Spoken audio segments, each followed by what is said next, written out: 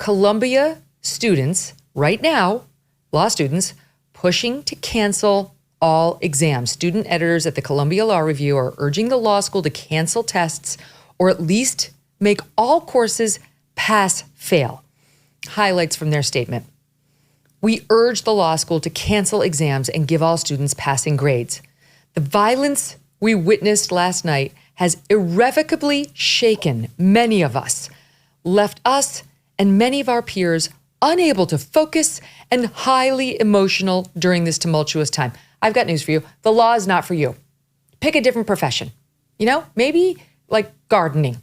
It can be mildly frustrating, but in general, stress-free. You should not be lawyers. If you cannot function or focus because you're too highly emotional after some protests, you're going to be dealing with murderers and child molesters if you do criminal law, fraudsters who have completely bankrupted people if you go into the more white collar. If you want to do civil litigation like I did, you could be talking about people who are dead in a product's liability case. You could be talking about 30,000 people losing their job if you fail to argue this motion successfully. If you cannot function because you're a little stressed out, you're going to be a shitty lawyer. Find a different job. It's not about canceling your exam.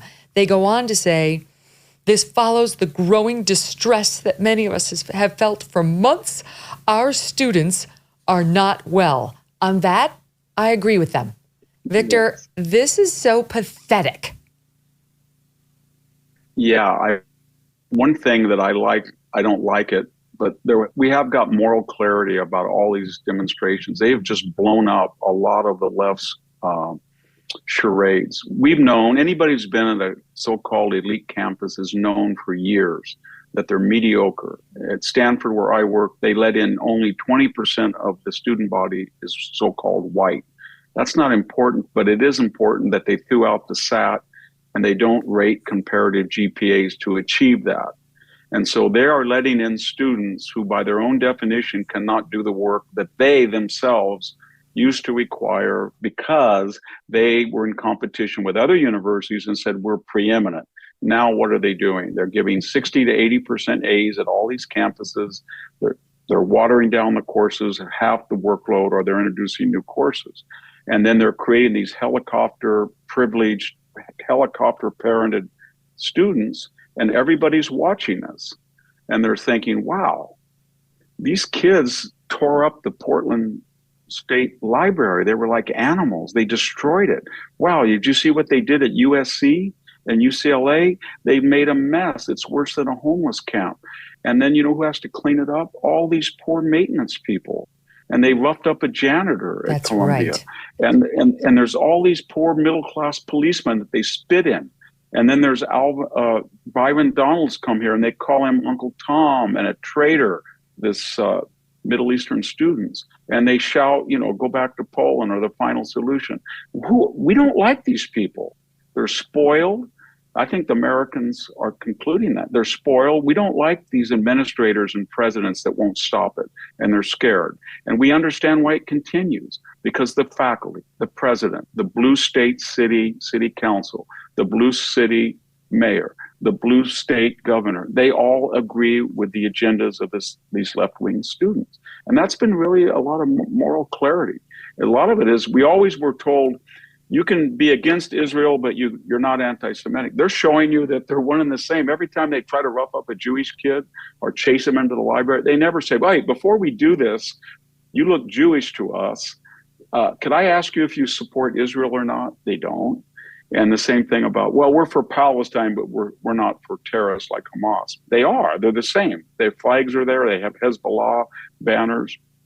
And another myth that they blew up is, the Democratic Party has this base, the kind of crazy base, transgendered issues, open borders, the Squad, Bernie Sanders, Elizabeth Warren, the Black Caucus. But this is not they're one and the same. Joe Biden cannot open his mouth about any of this without saying Islamophobia. He cannot just say this is an anti-Semitic. This is what the Democratic Party is in toto. And Joe Biden, to the degree he knows he's there, the people around him, his wife and the Obama advisors, this party now is completely Jacobin left-wing. and there is no base, and then maybe there's a Fetterman or two, but that's it. And that party is committed to open borders. They're committed to these demonstrations. They are anti-Semitic. They do not like Israel. They rejuvenated Iran by design, and that's who they are. And I think American people are seeing that today. And the longer this goes on, it's going to hurt them.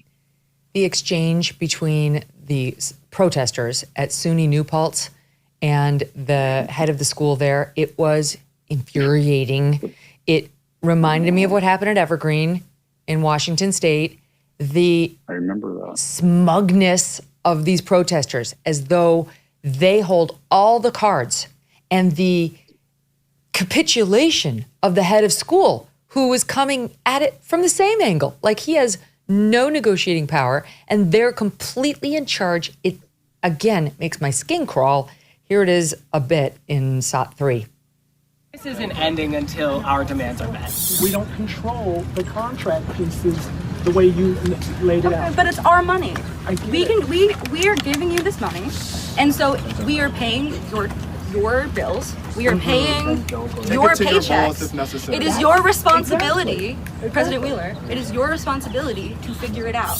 What I would like to do is to be able to work with you to bring your concerns to the places where they can make an impact. And you can come here okay. and come back with what they say. Mm-hmm. There's a card with the demands on it. Mm-hmm. You can take it to your people. I hear what you're saying, and I also have to say that I would rather that this not escalate the way other campuses, because you all have done a phenomenal job. That's up to you. That is your responsibility. That escalation will come from the police. Good. I hope that gentleman he likes this, because he's going to get a whole lot more of it. And so too will Northwestern, Rutgers, University of Minnesota, all of whom have caved to the demands of the protesters. They're all on bended knee begging for these students to forgive them for being so awful in their alleged support of Israel. They're creating things like an Arab Culture Center at Rutgers, a Department of Palestinian Studies, and on it goes. They're not fighting them. They're like, you know what? You're right about everything. Take over our campus, and here's our new Arab Center. Yeah, and all he had to say was, I want to remind you, it's not your money. You pay tuition, which is a fraction of our expenses. Here's where the money goes and comes from. It comes from the taxpayer. They give us tax-free income on our endowments. They subsidize your student loans to this tune of $1.7 trillion. They give us massive federal grants. The endowment, such as it is at these schools, comes from alumni who give money. That was their money. And without it, you wouldn't be here. You are subsidized in every aspect. You think it's expensive? It would be twice as expensive.